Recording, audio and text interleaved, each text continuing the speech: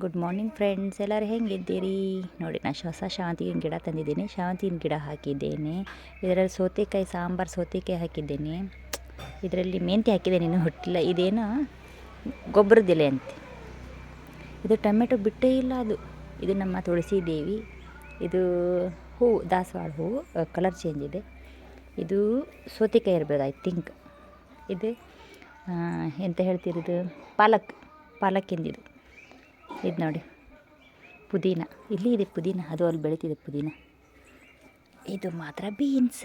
ಇದು ಒಣಗಿತ್ತು, ಮತ್ತೀಗ ಬೆಳೀತಿದೆ. ಆಮೇಲೆ ಇಲ್ಲಿ ಕಂಡ್ರೆ ಇದು ಎಂತ ಆಬಲೆ ಅಲ್ಲ, ಮಲ್ಲಿಗೆ ಹೂವು, ಸಾರಿ, ಮಲ್ಲಿಗೆ. ಇದು ಟೊಮೆಟೊ ಬಿಟ್ಟೇ ಇಲ್ಲ.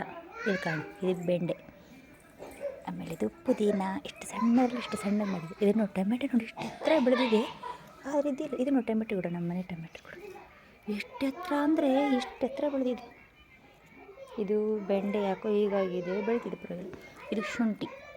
ಇಷ್ಟು ಗಿಡ ಹಾಕಿದೆ. ಮೆಣಸಿನ್ಕಾಯಿ, ಅದರಲ್ಲಿ ಮೆಣಸಿನ್ಕಾಯಿ ಇದೆ. ಇದು ಪುದೀನ. ಇಷ್ಟು ಗಿಡ. Good morning. ನನ್ನ ನೇಚರ್ ಹೇಗಿದೆ ಕಮೆಂಟ್ ಮಾಡಿ ತಿಳಿಸಿ.